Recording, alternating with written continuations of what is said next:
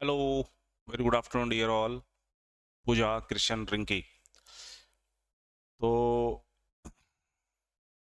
Rinki ji, course कब complete होगा? Course तो मेरे ख्याल से शुरू ही हुआ अभी। खत्म कब कैसे होगा? अभी तो टाइम लगेगा खत्म होने में। लगभग लगभग 70 घंटे लगेंगे आपको पॉलिटी और ज्योग्राफी को खत्म करने में। अभी कितने घंटे हुए हैं? भाई 20-25 घंटे हुए होंगे अभी तक। तो अभी आप समझ लीजिए कि बहुत सिलेबस है। अभी हम क्लाइमेटोलॉजी पे हैं, फिर हम लोग ओशनोलॉजी पे जाएंगे, फिर इंडियन ज्योग्राफी पे जाएंगे। इंडियन ज्योग्राफी में भी पहले physical geography of India, physiographic division of India, rivers of India, transportations of India, फिर agricultures of India, minerals of India, vegetations of India, फिर खत्म होएगा। टाइम लेगा बेटा, इतना आसान थोड़ी है। Soils of India, it's not easy, लगेगा समय। थोड़ा सा शांति रखना पड़ेगा।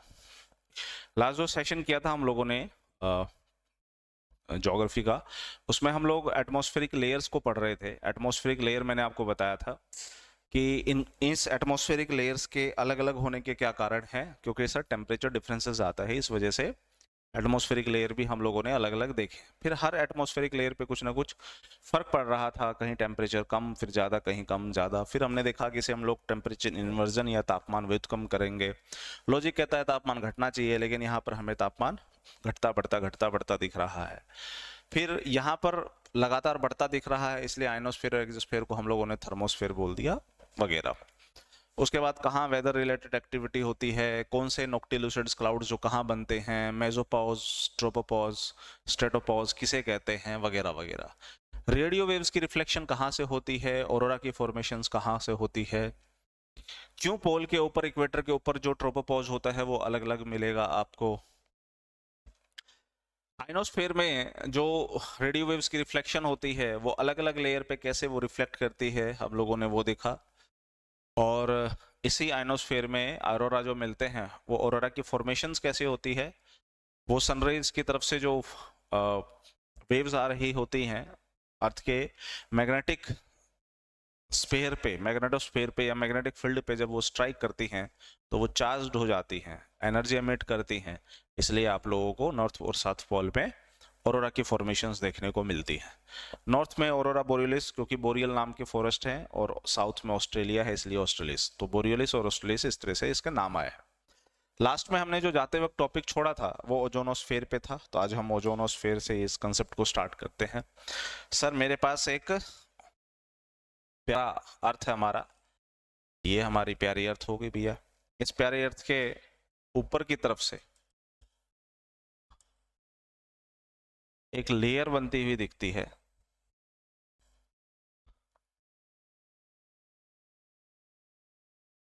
जो 15 से 35 किलोमीटर की रेंज तक होगी। मैक्सिमम कंसंट्रेशन उसकी इस क्षेत्र तक होगी। तो इसको सर हम लोगों ने नाम दे दिया है ओजोन मंडल। पहला, सर इस ओजोन मंडल का जो कलर है वो लाइट ब्लू है। यानी इसका भी कलर है, बिल्कुल कलर है भाई, इसका भी लाइट ब्लू है इसका कलर। पहला सवाल, सर ओजोन की फॉर्मेशन होती कैसे है? अरे बेटा बड़ा सिंपल है। ओजोन का मतलब क्या होता है? ओजोन का मतलब होता है ऑक्सीजन के ट्राई एटॉमिक मॉलिक्यूल्स जो हैं वो जब बन जाते हैं तो ओजोन की फॉर्मेशन हो जाती है। तो एक बात बताइए, इस एनवायरनमेंट में क्या है? ऑक्सीजन है ना। ऑक्सीजन का मतलब O2 है। और सर जब ऑक्सीजन ऑक्सीजन के सिंगल मॉलिक्यूल्स के साथ सन की प्रेजेंस में मिलती है तो सर यही बनता है ओजोन। तो O2 जब O के साथ मिलती है तो जिस चीज की फॉर्मेशन होती है वो है O3, that is the ozone. तो ये बन गए बेटा आपके ओजोन। बनती कहाँ है? बनती सर ये स्ट्रेटोस्फेयर के अंदर बनती है, जो समताप मंडल है उसके अंदर बनती है। उसमें 15 से 35 में इसकी कॉन्सेंट्रेशन ज्यादा है। कलर देखोगे तो कलर इसका लगभग हल्का सा जो नीला है वो देखने को आपको मिलेगा। लेकिन ओजोन मंडल काम की बहुत है। इतने काम की है कि इसे हम लोग ब्लैंकेट ऑफ अर्थ भी बोल देते हैं, यानी पृथ्वी का कंबल।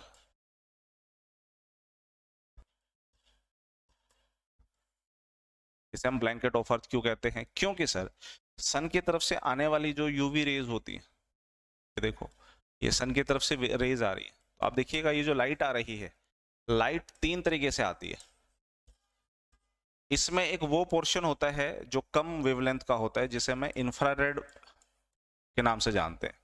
एक वो लाइट होती है जो विजिबल पार्ट होता है, जो दिखता है, और एक वो होता है जो इनविजिबल होता है, जिसे हम लोग यूवी रेज कहते हैं। तो जो विजिबल लाइट होती है वो 400 नैनोमीटर से 700 नैनोमीटर के बीच में, इसे आप लोग विबिग्योर के नाम से जानते हैं। जो इंद्रधनुष के कलर हम देखते हैं उसे हम विबिग्योर के नाम से जानते हैं। तो 400 नैनोमीटर से कम की जो फ्रिक्वेंसी होती है वो इंफ्रारेड की होती है, और 700 मीटर से ज्यादा होती है वो अल्ट्रावायलेट की होती है। तो बेसिकली जो विजिबल लाइट है वो यहाँ से गुजर जाता है, इंफ्रारेड जो है वो भी गुजर जाता है, लेकिन जो यूवी रेज है वो यहीं रुक जाती है। और इसके रुकने की वजह से ही इस रीजन का टेम्परेचर जो है बढ़ जाता है, जो हम लोगों ने स्ट्रेटोस्फेयर में टेम्परेचर बढ़ते हुए देखा भी था। तो उसका कारण हम लोगों ने समझा था। तो ये चीजें जो हैं पेनेट्रेट कर जाती हैं, नीचे आ जाती हैं, यूवी रेज रुक जाती है, जिसकी वजह से ये अर्थ जो है वो प्रोटेक्ट हो जाता है। इस वजह से ही इसे हम लोग ब्लैंकेट कह देते हैं, कंबल कह देते हैं। लेकिन सर ये जो अर्थ है, इस अर्थ के बिल्कुल साउथ में एक रीजन है जिसको हम लोग अंटार्कटिका के नाम से जानते हैं। इस अंटार्कटिका के ठीक ऊपर जो ओजोन मंडल है उसमें सर मुझे छेद देखने को मिले। इसे कहते हैं ओजोन अक्षर, इसे कहते हैं ओजोन डिप्लेशन। तो ओजोन का हो रहा है नुकसान। Very good evening dear Neetu. Sir ozone का नुकसान क्यों हो रहा है बच्चा? ओजोन का नुकसान हो रहा है दो वजहों से। पहला कारण है हेलोन गैस, और दूसरा कारण है फ्रियॉन गैस।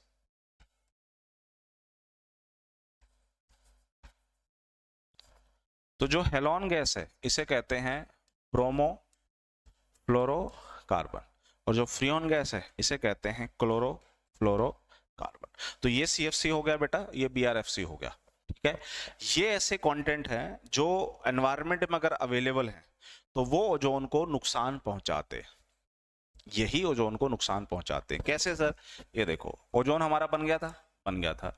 तो क्लोरोफ्लोरोकार्बन यानी क्लोरीन का, फ्लोरीन का और कार्बन का एटम जब ऑक्सीजन के साथ स्ट्राइक करता है तो क्लोरीन का जो एटम मॉलिक्यूल है वो क्लोरीन का एक मॉलिक्यूल जो है ऑक्सीजन के साथ जाकर के चिपक जाता है।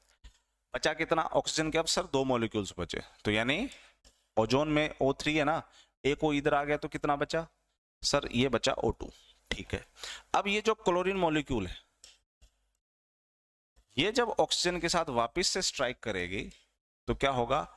क्लोरीन अलग हो जाएगा और ऑक्सीजन के जो दो मॉलिक्यूल्स हैं वो अलग हो जाएंगे। ठीक है, अब वापस वही क्लोरीन ओजोन के साथ स्ट्राइक करेगी तो फिर से ClO आ जाएगा, O2 आ जाएगा। वापस ClO जो है ओजोन के साथ स्ट्राइक करेगा तो ये देखिए वापस वहीं पहुंच गए।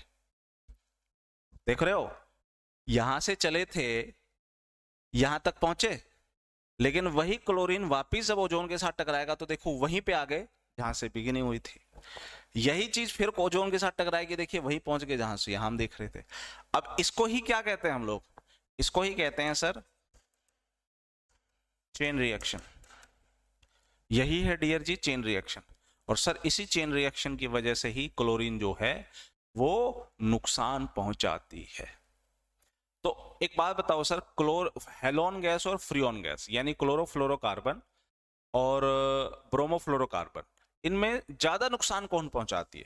तो जिसके रेडिकल हैवी हैं, ये तो क्लोरीन है, ये ब्रोमीन है। किसका रेडिकल हैवी है सर? ब्रोमीन का रेडिकल हैवी है। तो उसका मतलब है कि ये नुकसान ज्यादा करती है, इसका नुकसान कम है। लेकिन फिर सर CFC के बारे में ज्यादा बात क्यों होती है? हमने तो ब्रोमीन फ्लोरीन कार्बन जो होते हैं इसके बारे में बहुत कम पढ़ते हैं। बेटा याद कीजिए, हम लोगों ने ग्रीन हाउस गैस पढ़ा था। ग्रीन हाउस गैसेस में सबसे ज्यादा नुकसान कौन करता था? Sulphur hexafluoride. लेकिन फिर CO2 पे क्यों पढ़ते थे हम? बात क्यों करते थे? क्योंकि एनवायरमेंट में सबसे ज्यादा परसेंटेज के हिसाब से CO2 ही आ रहा है। नुकसान नो डाउट सल्फर हेक्साफ्लोराइड करता है, लेकिन CO2 परसेंटेज वाइज ज्यादा आने की वजह से कंसर्न बनता है। ये है सर कहानी। इस वजह बस वही कहानी यहां जोड़नी है। ब्रोमीन का इस्तेमाल बहुत कम होता है सर, इसलिए हमारे लिए कंसर्न जो है वो क्लोरोफ्लोरोकार्बन है। तो ये करते हैं ओजोन को डिप्लेस। किसके ऊपर? अंटार्कटिका के ऊपर। कब देखा गया था सर? 1985 में सर हम लोगों ने इसे देखा था, ओजोन के अंदर छेद होते हुए। तो इससे क्या होगा? इससे ये होगा कि जो यूवी रेज रुक रही थी वो यूवी रेज रुकेगी नहीं, वो यूवी रेज यहां से पेनिट्रेट करके अंदर चली जाएगी, जिसका मतलब है एक तो वो टेम्परेचर बढ़ाएगी अर्थ का। दूसरा सर, यूवी रेज आ जाने की वजह से स्किन कैंसर होने के चांसेस जो हैं वो बढ़ जाएंगे। तो ये नुकसान करती है यूवी रेज। ओके, तो सर इस ओजोन में कितना छेद हुआ, कितना छोटा है, कितना बड़ा हुआ, ये कैसे पता चलता है? ये पता चलता है, हमारे पास एक इंस्ट्रूमेंट है, उसको हम लोग कहते हैं डॉप्सन मीटर।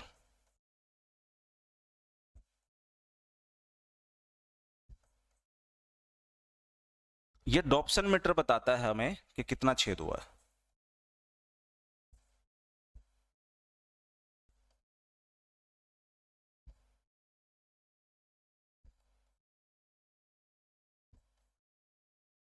वो छेद छोटा हुआ है या बड़ा हुआ है या कम हुआ है, ज्यादा हुआ है, वो सर डॉप्सन मीटर पे पता चलता है। अच्छी बात यह है कि ओजोन जो है वो बनते बिगड़ते रहते हैं, मतलब इसकी प्रोसेस कंटिन्यूस रहती है, ये बन भी रही है घट। वो देखिए वहां पर मैंने आपको बताया था, ऑक्सीजन का जब दो मॉलिक्यूल सिंगल ऑक्सीजन के साथ टकराता है तो ओजोन बनाता है, तो यानी ओजोन भी बन रहा है, लेकिन साथ साथ ओजोन का नुकसान भी हो रहा है। तो ये चीज हमने 1985 में अंटार्कटिका के ऊपर देखी हमारे साइंटिस्टों ने। अब क्या होगा? 1987 में सर, सॉरी 1987 में हम लोग एक प्रोटोकॉल लेकर के आएंगे जिसका नाम है मॉन्ट्रियल प्रोटोकॉल।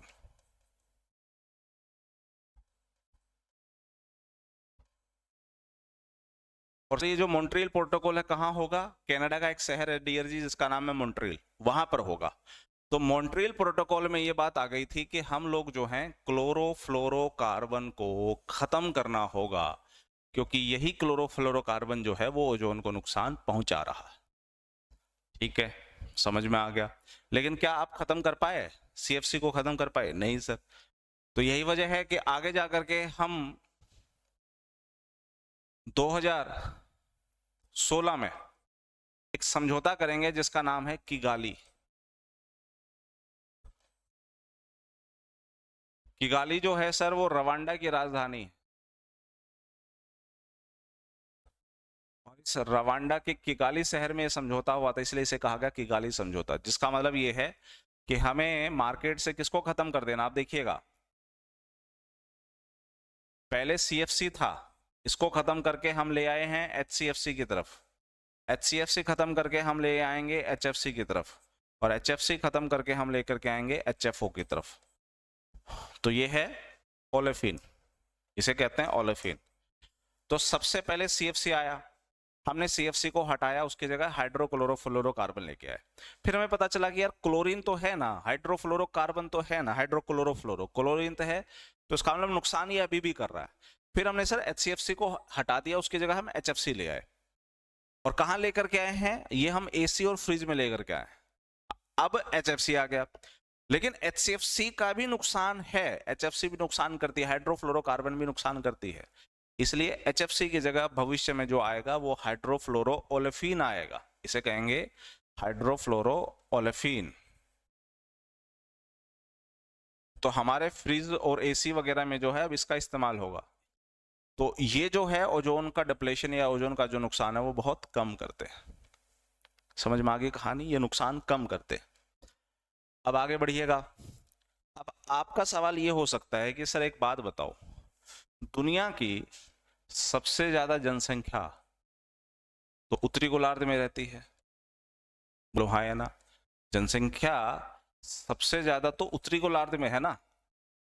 आप ये कह रहे हैं कि दक्षिणी गोलार्ध में एक अंटार्कटिका है जहां जनसंख्या ना के बराबर है, वहां लोग रहते ही नहीं है, उसके ऊपर जो है छेद हमें देखने को मिला है। ऐसा क्यों सर? वहां तो कोई लोग रहता नहीं, वहां तो कोई AC फ्रिज का यूज होता नहीं, AC फ्रिज का यूज होता नहीं तो उसमें कोई HFC HCFC का यूज होता नहीं। अब वो होगा ही नहीं तो फिर इसके ऊपर ही छेद क्यों देखने को मिला? इसका कारण आप देंगे दो। पहला, सर इस पृथ्वी के ऊपर एटमॉस्फेरिक सर्कुलेशन है। एटमॉस्फेरिक सर्कुलेशन मतलब पवने जो हैं एक जगह से दूसरी जगह चलती है, तो पवने जो हैं अपने साथ जो हैं इन चीजों को लेकर के आगे बढ़ती है। तो इस तरीके से वो पवने जो हैं HFC को CFC को धकेलते हुए नॉर्थ पोल की तरफ भी और साउथ पोल की तरफ भी फेंकती हैं। तो यानी CFC जो है वो यहाँ भी पहुंचता है, यहाँ भी पहुंचता है। लेकिन जब ये एनवायरनमेंट के साथ रिएक्शन करते हैं तो उस रिएक्शन में बड़ा रोल प्ले करता है तापमान। तो उत्तरी गोलार्ध का जो तापमान है दक्षिणी गोलार्ध के मुकाबले यानी अंटार्कटिका के मुकाबले थोड़ा ज्यादा रहता है। कम तापमान कहाँ रहता है? अंटार्कटिका के ऊपर। तो कम तापमान के होने की वजह से सर एटमॉस्फेयर के साथ CFC, HFC और HCFC रिएक्ट कर जाते हैं, और उस इन रिएक्शन की वजह से ही हमें जो देखने को मिलता है वो अंटार्कटिका के ऊपर ओजोन होल देखने को मिलता है। Poonam Sharma ji very good evening. Raju ji Ram Ram. तो उसी वजह से हमें अंटार्कटिका के ऊपर छेद देखने को मिलता है। कहानी समझ में आ गई?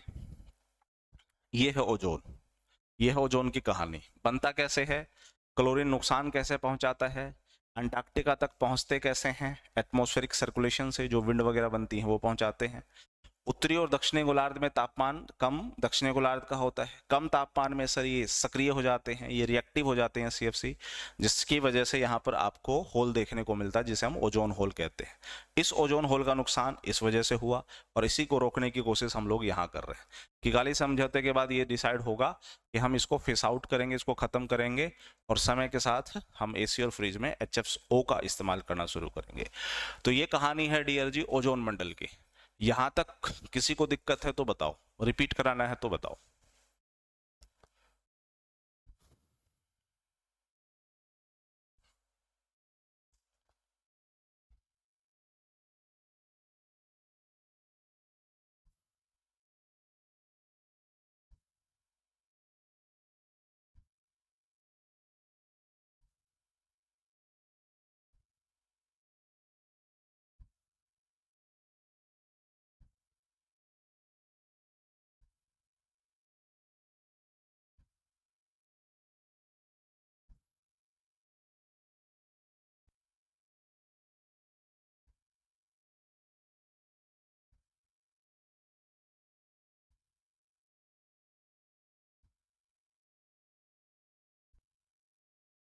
क्लास स्टार्ट हुए डियर पूनम शर्मा जी 20 मिनट हो गए।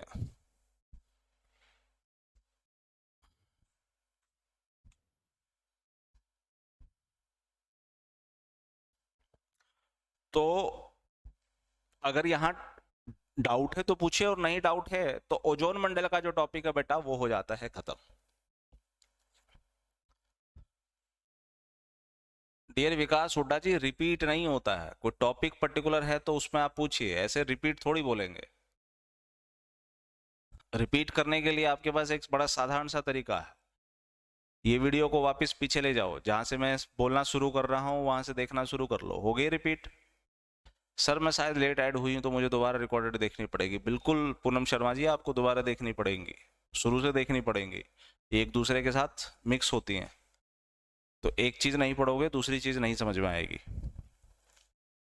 फिर तो वो वाली बात है कि आया राम गया राम वाली, आओ पढ़ो जाओ, समझ में कुछ आना नहीं है।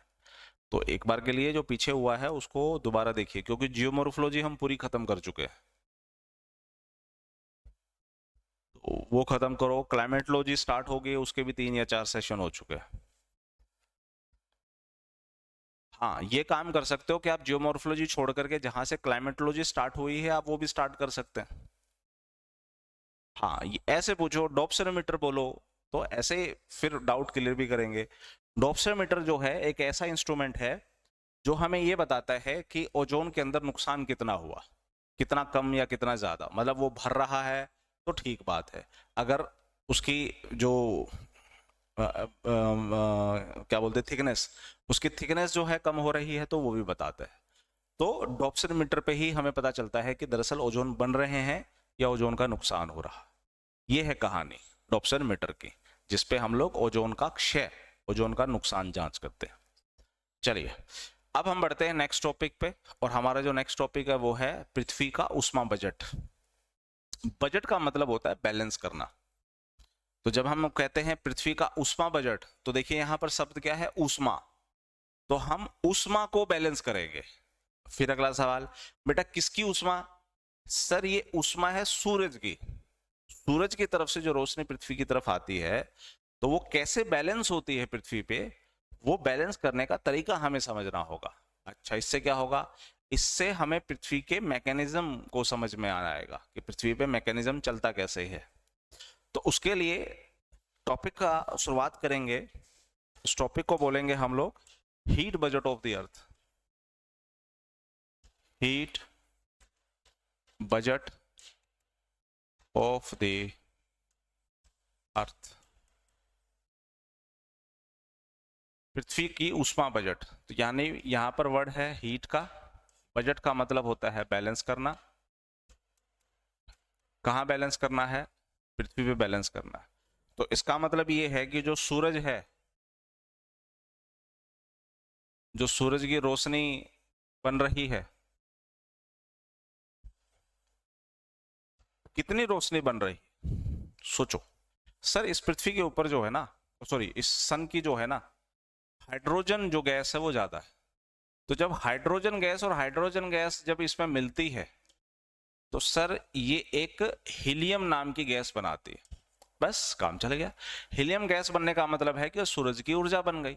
इसको कहते हैं हम लोग न्यूक्लियर फ्यूजन, नाभिकीय संलयन।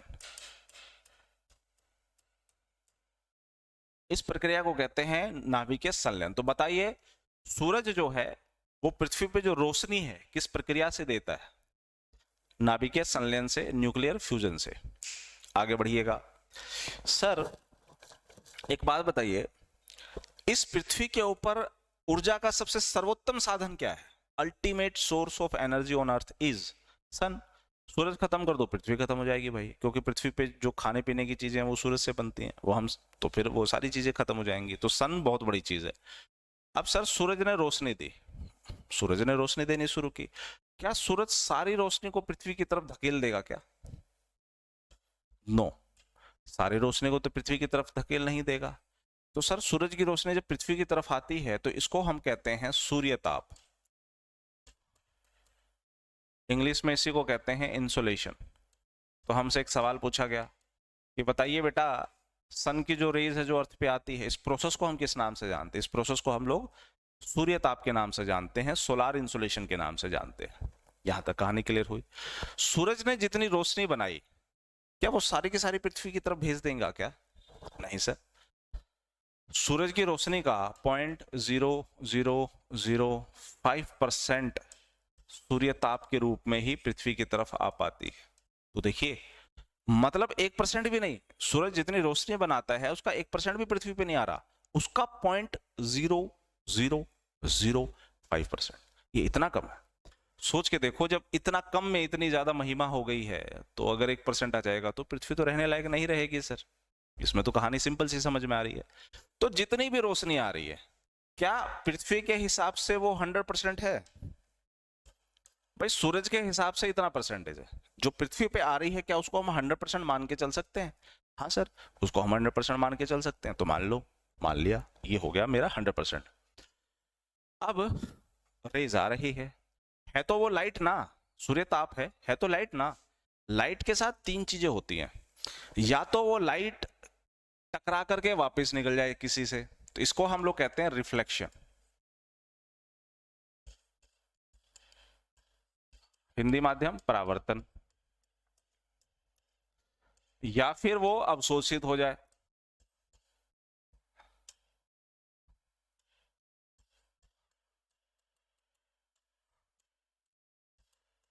जिसे कहेंगे अवशोषण। और या फिर वो हो जाए सर स्कैटर्ड,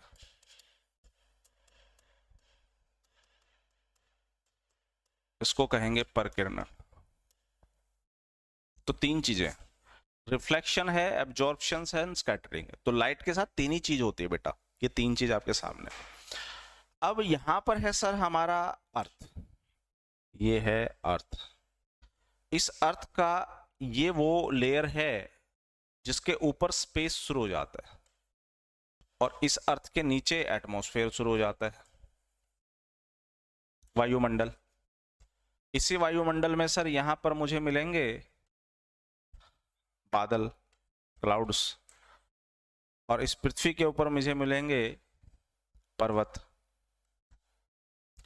इन पर्वतों पे सर जमी होती है ग्लेशियर्स, बर्फ। अब सन की तरफ से जो लाइट आ रही है, जैसे ही वो स्पेस और एटमॉस्फेयर के पॉइंट पे पड़ती है, यहां से सर ये लाइट रिफ्लेक्ट हो जाती है 2 यूनिट्स। तो कितनी यूनिट्स अर्थ की सन की रेज पृथ्वी पे आ रही है? जितनी आ रही है वो हमारे हिसाब से 100% है। उस 100% में से दो दो यूनिट्स, 2 यूनिट का मतलब है 2%। 2% तो रिफ्लेक्ट हो गई कहां से? एटमॉस्फेयर और स्पेस का जो ट्रांजिशन पॉइंट है, जो बाउंड्री है, वहीं से 2% रिफ्लेक्ट हो जाती है। फिर वही रोशनी पड़ती है सर क्लाउड्स पे, क्लाउड्स इसे रिफ्लेक्ट कर देता है। तो 27 यूनिट जो है वो रिफ्लेक्ट क्लाउड्स कर देता है। वही रोशनी पड़ती है पहाड़ों पे, जो ग्लेशियर्स होते हैं उन पे, ग्लेशियर्स भी रिफ्लेक्ट कर देती है सर। ये रिफ्लेक्शन है 6 यूनिट का। तो बेटा टोटल कितनी यूनिट से रिफ्लेक्ट हो गई? 27, 6, 33 और 2, 35।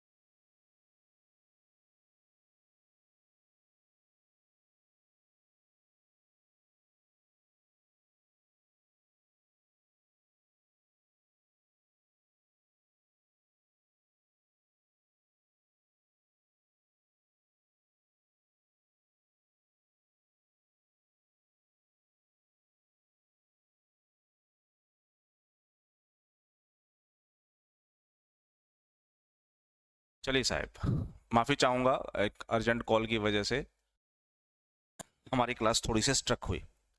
बढ़ते हैं आगे। तो कितनी यूनिट्स रिफ्लेक्ट हो गई सर? 35 यूनिट्स जो है वो हमारी रिफ्लेक्ट हो गई। कितनी यूनिट्स आई थी? 100 यूनिट्स आई थी, तो 100 में से 35 यूनिट रिफ्लेक्ट हो गई। जो रिफ्लेक्ट हुई हैं बच्चे, इसी को कहते हैं हम लोग एल्बिडो। जिसने जमीन को टच ना किया हो, ऊपर ही ऊपर क्या हो गई है? परावर्तित हो गई है, तो इसको हम कहते हैं albedo. Albedo of the earth, पृथ्वी का एल्बिडो। अब मुझे एक बात बताओ, यहां पे आपको स्क्रीन दिख रही है, जैसे कि मैं ना एक दूसरी स्क्रीन ले लेता हूं, ये देखो, ये एक व्हाइट स्क्रीन दिख रही है आपको, ठीक है, और मेरी एक शर्ट दिख रही है, ये भी व्हाइट है। अब मुझे क्या बात बताओ, इसकी व्हाइटनेस ज्यादा है या शर्ट की व्हाइटनेस ज्यादा है? सोचो बैठ के। इसकी विजिबिलिटी के हिसाब से व्हाइटनेस ज्यादा है। आप कहोगे सर शर्ट की व्हाइटनेस ज्यादा है, तो मैं कहूंगा तो फिर बच्चा लाइट जो इस पे पड़ रही है वो रिफ्लेक्ट ज्यादा हो रही है। अगर आप ये कहते हो कि सर स्क्रीन जो है वो ज्यादा वाइट दिखती है, तो उसका मतलब स्क्रीन पे जो लाइट है वो ज्यादा रिफ्लेक्ट कर रही है। कहने का मतलब है कि जिसका रिफ्लेक्शन रेट ज्यादा होगा उसका एल्बिडो उतना ही ज्यादा होगा। तो इसका मतलब साफ है कि मेरे व्हाइट शर्ट का इस स्क्रीन के जो थोड़ी सी ग्रीन दिख रही है इसके मुकाबले मेरे व्हाइट शर्ट की एल्बिडो ज्यादा है। तो जो जितना ज्यादा एल्बिडो होगा उसका रिफ्लेक्शन रेट, इसका मतलब उतना ज्यादा है। जिसका रिफ्लेक्शन रेट जितना ज्यादा होगा वो उतनी ही ब्राइटनेस फॉर्म में दिखेगी। तो एक बात बताइए, एक तो ब्लैक कलर है और एक व्हाइट कलर है, किसका एल्बिडो ज्यादा होगा? सर ब्लैक का तो हो ही नहीं सकता, क्योंकि ब्लैक में तो लाइट रिफ्लेक्ट ही नहीं होती, ब्लैक में तो सारा का सारा कलर एब्जॉर्ब हो जाता है, और यहां एल्बिडो का मतलब होता है रिफ्लेक्शन। तो इसलिए ब्लैक का एल्बिडो है ही नहीं, जबकि व्हाइट का एल्बिडो है। व्हाइट में भी स्क्रीन का और शर्ट के हिसाब से उस हिसाब से एल्बिडो बढ़ जाएगा। तो पृथ्वी का एल्बिडो सिर्फ 35 यूनिट्स है, तो 35 यूनिट से रिफ्लेक्ट होगी, बची कितनी? 65 यूनिट्स। सर उस 65 यूनिट्स में से 14 यूनिट जो है हमारे एटमॉस्फेयर के द्वारा क्या हो गई? एब्जॉर्ब कर ली गई, अवशोषित कर ली गई, 14 यूनिट्स। तो 65 में से, सॉरी 100 में से 35 एल्बिडो बन गई, 65 बची, 65 में से 14 अवशोषित होगी, बची कितनी? 51। तो सर ये जो 51 यूनिट्स है ना, ये आ जाती है पृथ्वी पे, यानी ग्राउंड पे। तो ग्राउंड को करती है टच, ग्राउंड को टच करने के बाद सर ये जाती है वापस ऊपर, यानी वापस इसका रिफ्लेक्शन होता है। और सर जब इसका रिफ्लेक्शन होता है तो इस 51 यूनिट्स में से 34 यूनिट्स तो हमारे एटमॉस्फेयर के द्वारा वापस से एब्जॉर्ब कर ली जाती है,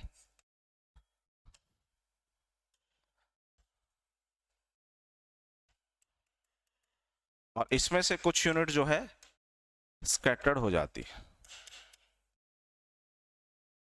तो कुछ यूनिट एब्जॉर्ब हो जाती है, कुछ यूनिट स्कैटर्ड हो जाती है। बची कितनी? 51 में से 34 अगर एब्जॉर्ब स्कैटर्ड हो गई तो बची कितनी? 17। 17 चली जाती है स्पेस में।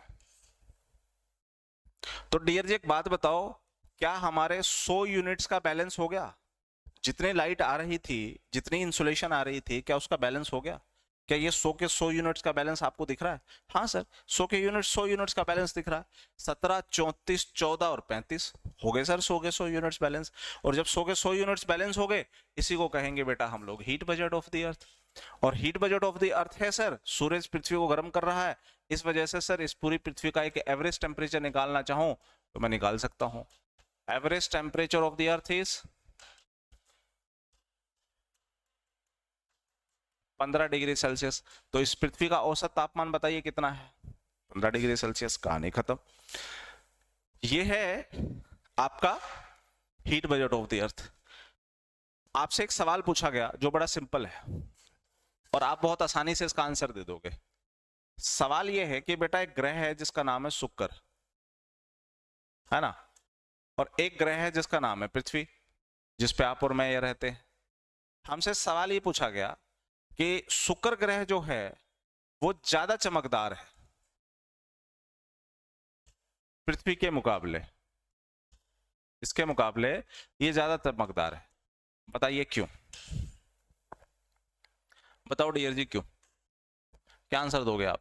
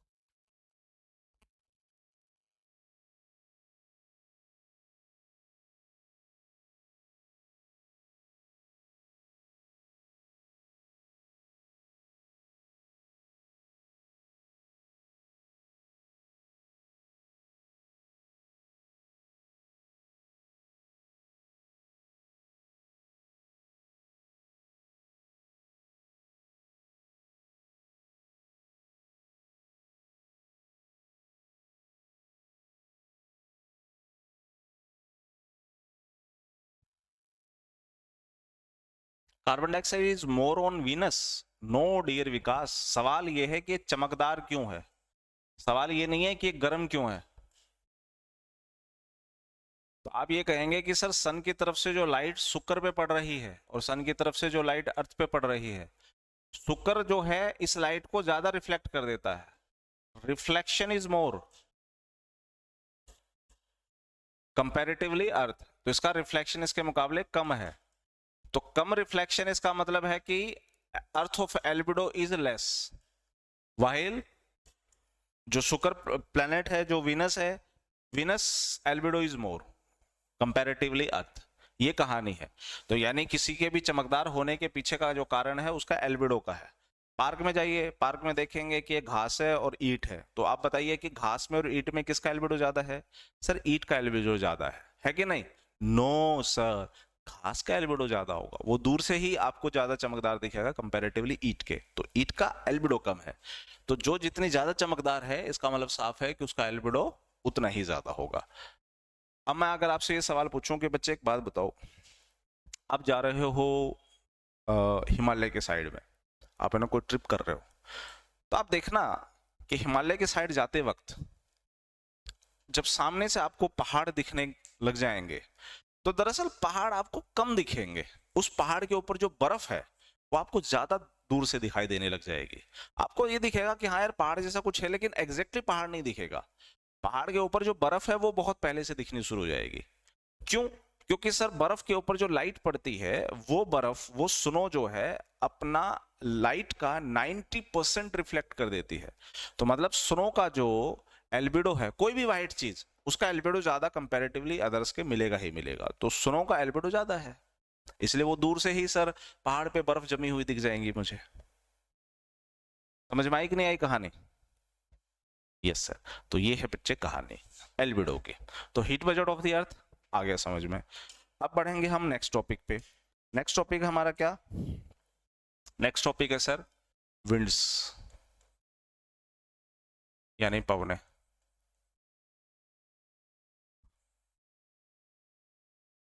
जब आप पवनों पे बात करोगे तो मुझे एक बात बताओ, पवने कैसे चलेंगे? आप कहेंगे कि सर जहां पर प्रेशर कम होगा, जहां प्रेशर ज्यादा होगा, तो हाई प्रेशर से लो प्रेशर की तरफ जो है विंड चलनी शुरू कर देगी। तो कहने का मतलब है कि खेल सारा किसका है? प्रेशर सिस्टम का है, कि एक जगह प्रेशर ज्यादा है एक जगह कम है, तो हाई से सर लो की तरफ कोई चीज चलेगी। और ये यूनिवर्सल ट्रूथ है, आप लोग बचपन से जो साइंस पढ़ते आए हैं उसमें यही बात बताई गई है कि हाई प्रेशर से लो प्रेशर की तरफ कोई चीज चलेगी। एक एग्जांपल हम लोग पढ़ते थे कि जो जूस पीते हैं हम लोग, है ना, तो आजकल मैकडे जो बड़े से उसमें ना वो जाते हैं दुकानों पे, तो वो जो लिक्विड देते हैं, तो लिक्विड में बकायदा एक वो देते हैं स्ट्रॉ, है ना, तो स्ट्रॉ से पियो, सीधा ना पियो, स्ट्रॉ से पियो। लेकिन जब आप स्ट्रॉ से वो पी रहे होते हैं लिक्विड, तो स्ट्रॉ के अंदर लिक्विड कैसे राइज होता है आप बताओ?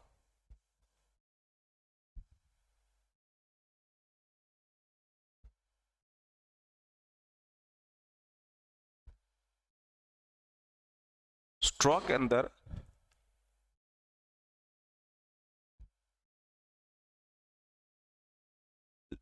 लिक्विड कैसे राइज होता है बताना, बताओ, इतना आता हूं एक बार।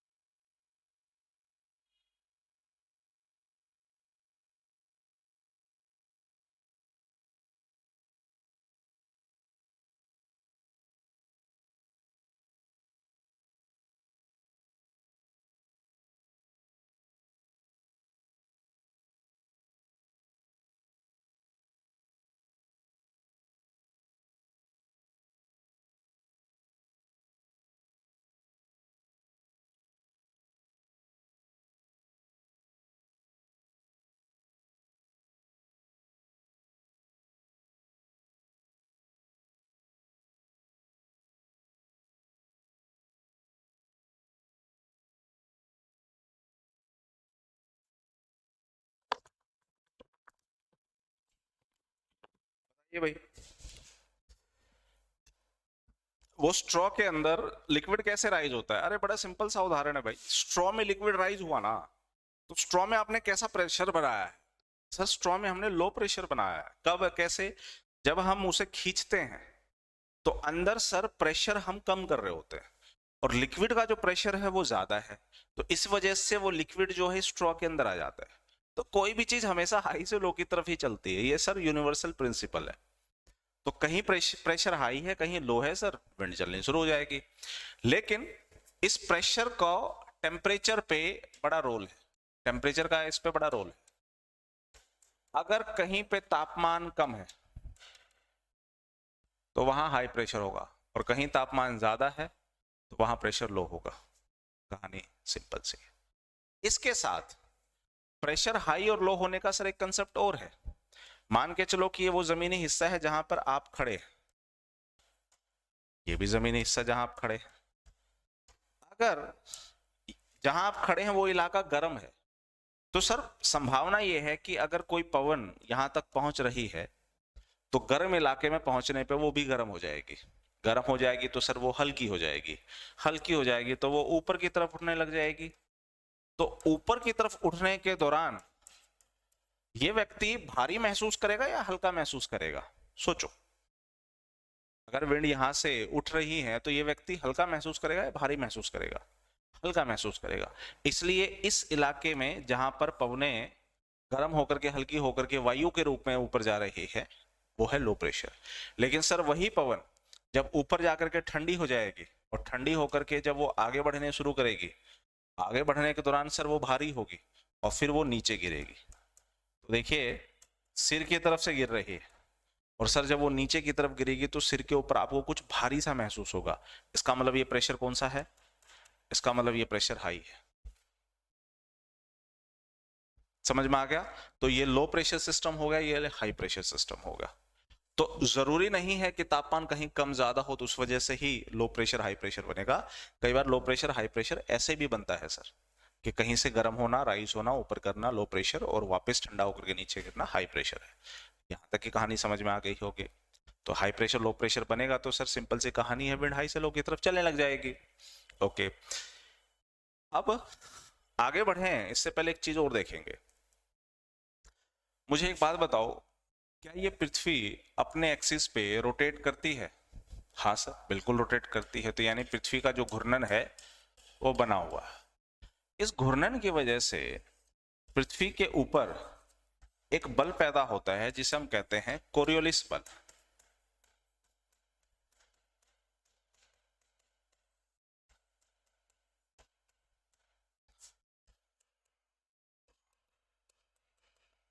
Coriolis force. और ये कोरियोलिस फोर्स को हम लोग एक साथ फेरल का नियम भी बोल देते हैं।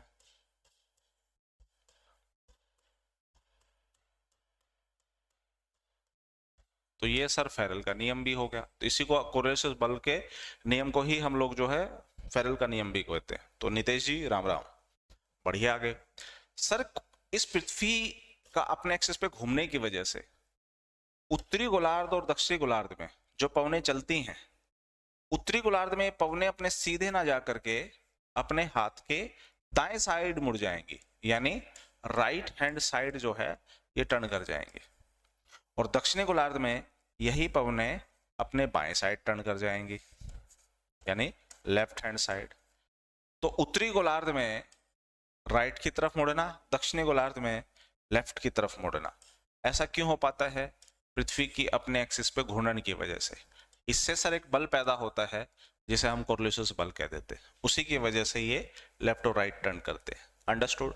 यही वजह है कि जितने भी मिसाइल्स वगैरह आप भेजेंगे सीधे नहीं भेजे जाते। मिसाइल थोड़े के लिए ऊपर जाएंगे, फिर या तो इस तरफ मुड़ जाएंगे या इस तरफ मुड़ जाएंगे। इसे कहते हैं हम लोग प्रोजेक्टाइल मोशन। कोई भी मिसाइल जो होती हैं वो सीधे ना जा करके प्रोजेक्टाइल मोशंस में भेजते हैं। क्यों?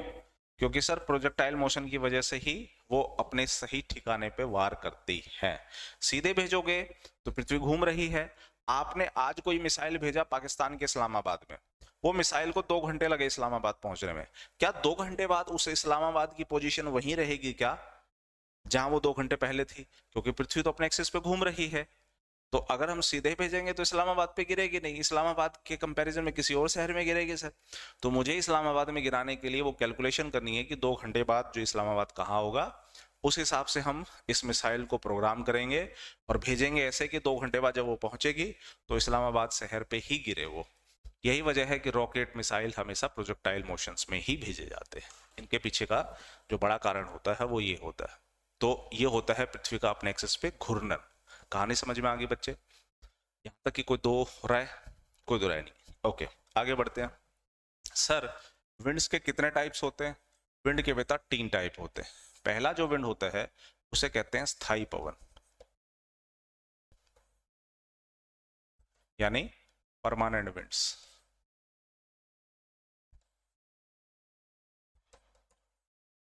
दूसरा जो विंड होता है सर उसे कहते हैं हम लोग सामयिक पवनें,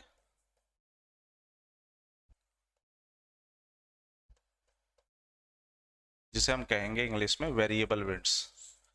और जो तीसरी विंड होती है सर उसे हम कहते हैं लोकल, यानी स्थानीय।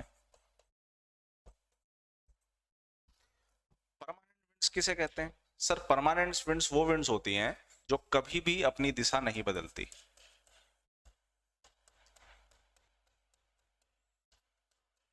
इसका मतलब है कि सर 365 दिन साल में 12 महीना एक ही दिशा से चलती हुई आए, उसी को हम कहेंगे परमानेंट।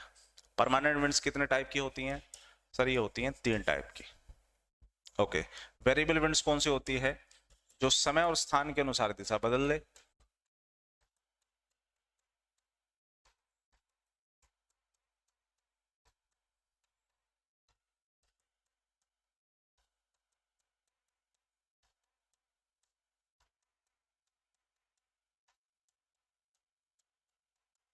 वो हो जाएगी आपकी सामयिक पवनें।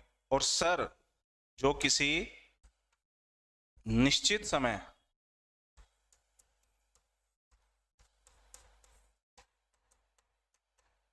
और निश्चित स्थान पे चले, जो किसी निश्चित समय और निश्चित स्थान पे ही चले, उसको ही हम कहते हैं लोकल विंड्स। एग्जाम्पल समझिएगा, ये जो 3 हैं परमानेंट्स, इसमें कौन कौन सी आती हैं? सर इसमें 3 हमें आती है। सबसे पहले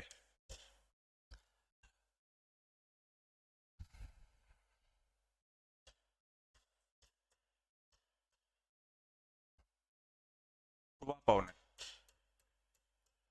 दूसरी आती है पछवा पवने, तीसरी आती है व्यापारिक पवने। तो ये 3 तरह की विंड्स हुई, इसे हम ईस्टर्लीज कहेंगे, this is the westerlies and this is the trade wind. इस व्यापारिक पवन को हम लोग अश्व अक्षांश भी कह देते हैं। अश्व अक्षांश क्यों कहते हैं वो आगे बात करेंगे। जो सामयिक पवनें होती हैं जो समय और स्थान के अनुसार अपनी दिशा बदलती हैं, सर इसमें 2 होती हैं, सॉरी इसमें भी 3 होती हैं। एक होती है समुद्र समीर, समुद्र समीर, स्थल समीर। एक होती है घाटी समीर, पर्वत समीर। और एक होता है सर मानसून। ये 3 जो होती हैं ये सामयिक पवनें होती हैं जो समय और स्थान के अनुसार अपनी दिशा बदल लेती हैं। तो सुबह ऐसे चलती हैं, शाम को ऐसे चलती हैं, तो दिशा बदल के सामयिक पवनें हो गई। और तीसरी होती है सर लोकल, जैसे कि एक एग्जांपल के साथ समझिए, लू। लू जो है निश्चित समय, निश्चित समय मतलब मई और जून का महीना सर। और निश्चित स्थान, निश्चित स्थान मतलब नॉर्थ वेस्ट इंडिया। क्या पूरे भारत में लू चलेगी क्या मई और जून में? नहीं सर। तो नॉर्थ वेस्ट इंडिया में मई जून के महीने में जो विंड चलती है उसी को हम लोग कहते हैं स्थानीय पवन। क्लियर जी? तो इसके साथ ही हमारा विंड का जो टॉपिक है बेटा, परमानेंट का, टेम्परेरी का, सॉरी परमानेंट का, वेरिएबल का और लोकल का। टेम्परेचर का विंड क्यों चलती है? हाई प्रेशर लो प्रेशर की वजह से। और कोरियोलिस बल क्या होता है वो, इन तीनों को मैंने समझा दिया। अगली क्लास में जब हम आएंगे तो परमानेंट विंड्स को डिटेल में पढ़ेंगे। अभी हमने खत्म नहीं किया, परमानेंट विंड्स को हम लोग डिटेल में करेंगे। तो वो क्या है, कैसे है, क्यों है, वो देखेंगे। यहां तक कि किसी भी तरह की कोई डाउट है बच्चे तो आप सवाल कीजिएगा।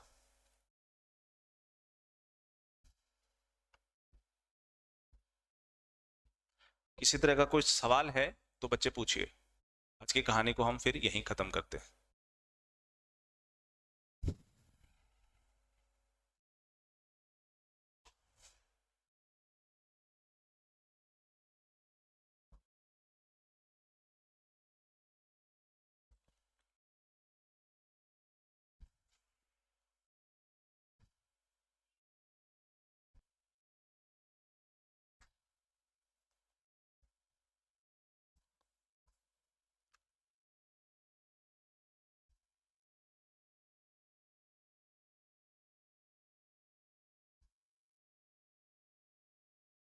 ओके, कोई डाउट नहीं है तो ठीक है बच्चे, कीजिए आराम, एंजॉय कीजिए।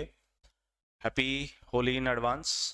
कल और परसों की आपकी छुट्टी रहेगी, तो जितना भी पढ़ा है आप लोगों ने उसको रिवाइज कीजिए। डाउट है तो आपको पता है टेलीग्राम चैनल रोहन हिमांशु झा के नाम से आप सर्च कर लीजिए, वहां से भी आप मुझसे अपने डाउट ले सकते हैं। और मिलेंगे हम लोग 2 दिन के बाद, यानी फ्राइडे को, ट्यूसडे वेडनेसडे, सॉरी आज तो मंडे हो गया ना, तो हम मिलेंगे ट्यूसडे वेडनेसडे थर्सडे को। तो थर्सडे से आपकी जो क्लासेस है एज यूजुअल चल जाएगी।